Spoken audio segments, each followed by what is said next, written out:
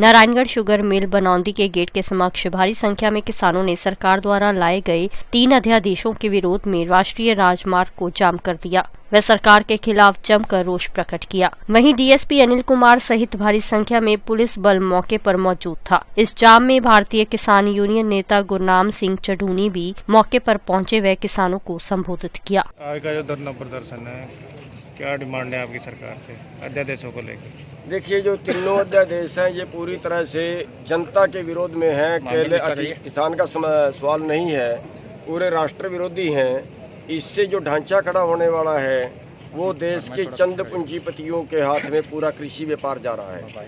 यानी वो कम से कम भाव पे खरीदेंगे और फिर पूरा देश उनसे से ज़्यादा भाव पे लेके खाएगा। पूरा देश उनका ग्राहक होगा और ये जो स्थिति होगी ये उनको और अमीर बनाएगी। और जहाँ क्योंकि उनकी स्टॉक सीमा भी हटा दी है तो वो महंगे से महंगे रेट पे बेचेंगे। ब्लैक मेलिंग उससे बढ़ेगी। जैसे 4 साल पहले दाल पे ब्लैक हुई थी, महाराष्ट्र की सरकार ने स्टॉक सीमा हटाई थी और फिर पूरे देश में दाल 50 रुपये की बजाय 200 रुपये किलो बिकी थी।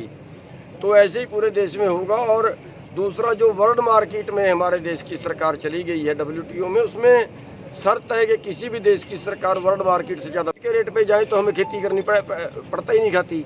तो अब सरकार जो है ये कह रही है कि सारे बिचौलिए बीच से बाहर होंगे, सरकार भी बीच से बाहर होगी। अब बेचने वाला और ख़रीदने वाला सीधा वो आपस में संपर्क करेंगे तो उससे वर्ल्ड मार्केट का रेट उससे मिलेगा।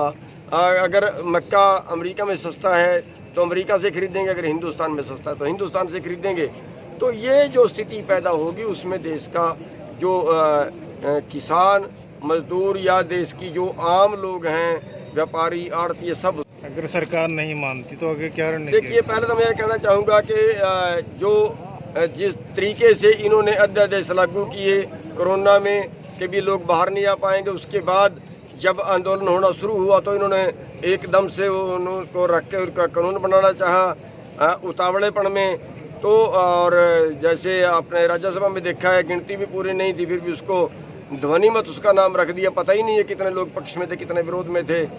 मजदूर से लेके व्यापारी तक सड़कों पे है। ना लोग जनता की सुन रहे हैं, ना जनता के नुमाइंदों की सुन रहे हैं। ये एक तरह से लोकतंत्र की हत्या है। और अब हमारे पास बिना आंदोलन के कोई चारा नहीं है। तो पूरे देश के जितने लड़ाकू संगठन हैं उनको एक मंच पे इकट्ठा करके और आगे कड़ा आंदोलन किया जाएगा, या तो सरकार में गोली मार दो। और ये हमारी बात।